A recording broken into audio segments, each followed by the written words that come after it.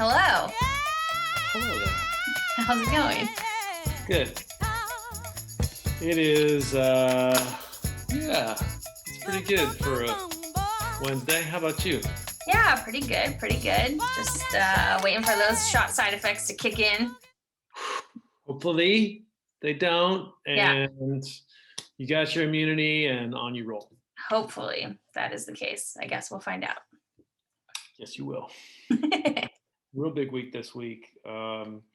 We have our bishop's visit, which is really exciting. Yeah. And I realized that something I take for granted is a bishop.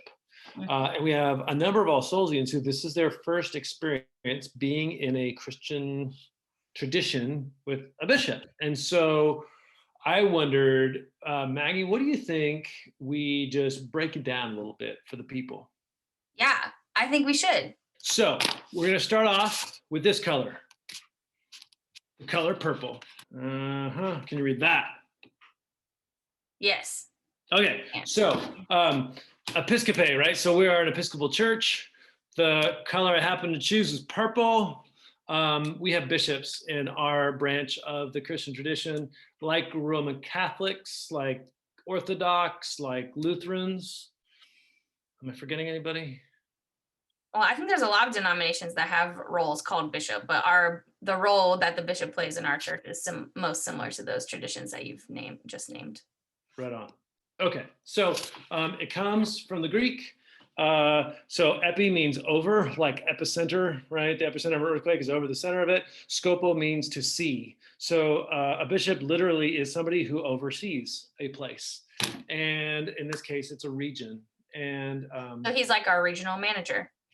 Right. So yeah, the episcopos, the bishop, and they have an area. In this case, it's our Diocese of California, which goes from like Novato to the north, Brentwood to the east, and then down south to Livermore, and then over to Palo Alto. And then we have like one congregation that's in Los Altos that's also in our diocese.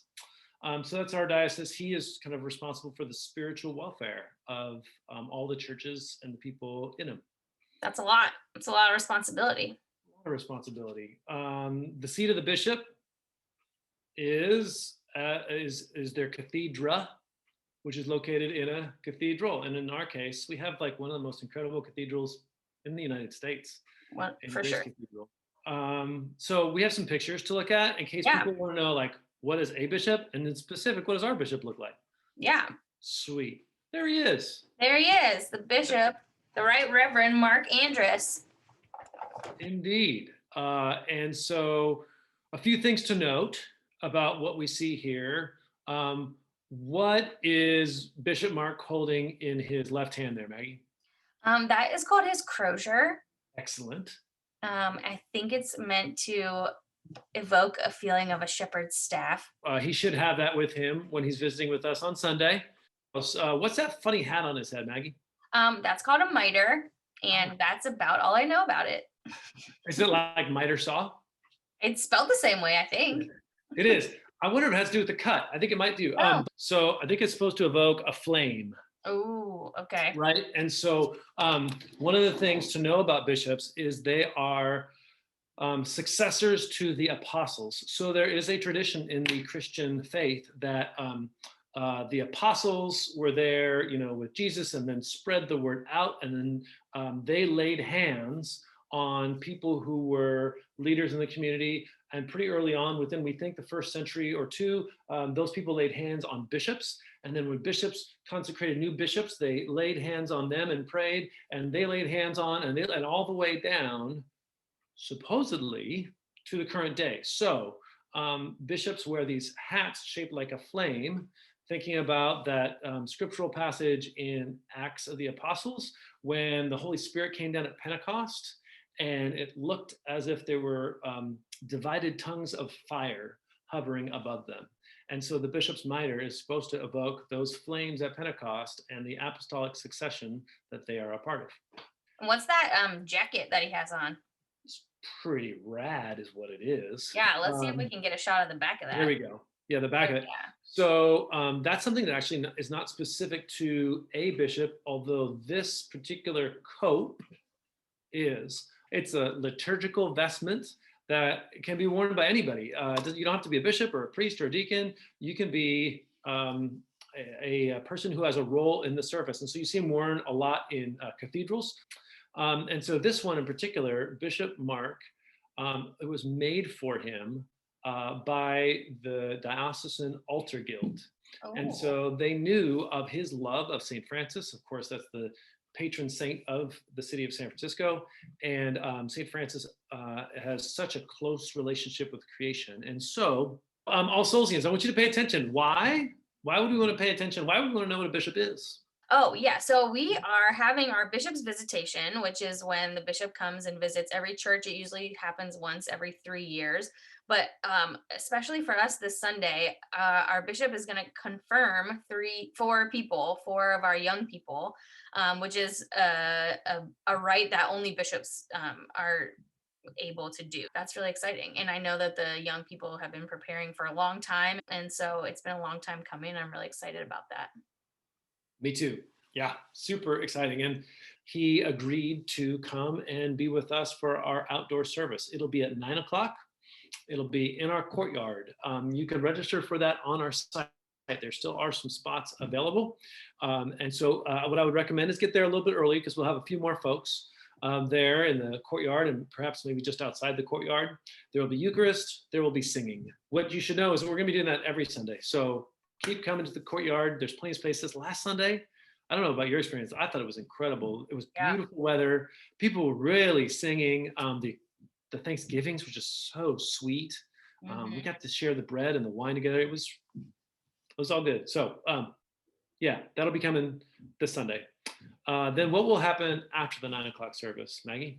So the four young people who are getting confirmed will be in conversation with the bishop, basically about like why confirmation, what is it, why do we do it, and why they've personally chosen to do it. And so that's something that everyone will be invited to observe, but not necessarily participate in, because we really want to give the young people time with the bishop. And so that will be on Zoom. That's the plan. Then after the 10:10 time with the bishop, there'll be our 11:15 live stream, as we do. And this time the bishop will join in on that live stream. So you'll be able to hear him preach and see kind of what's on his mind and heart as the overseer of this area, and see what his pastoral message is for us.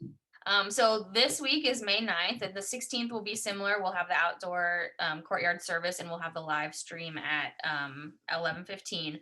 But the following week is the 23rd, which is Pentecost, the birthday of the church, as I like to call it. That day, we will have our first indoor service. Meaning that at the 11:15 service, in addition to being able to view it online, 150 people will be able to come in the church. That is the capacity. We're at 50% capacity, and for us, that's what that means. And so there's also a sign up for that.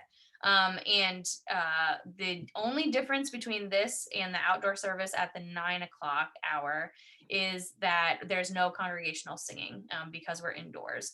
Other than that, we'll have Eucharist. We will be in the church building, and we'll be masked and distanced. We're hopeful that by having 150 people indoors and 100 people outdoors, that everyone who wants to come to church will be able to at some time every Sunday.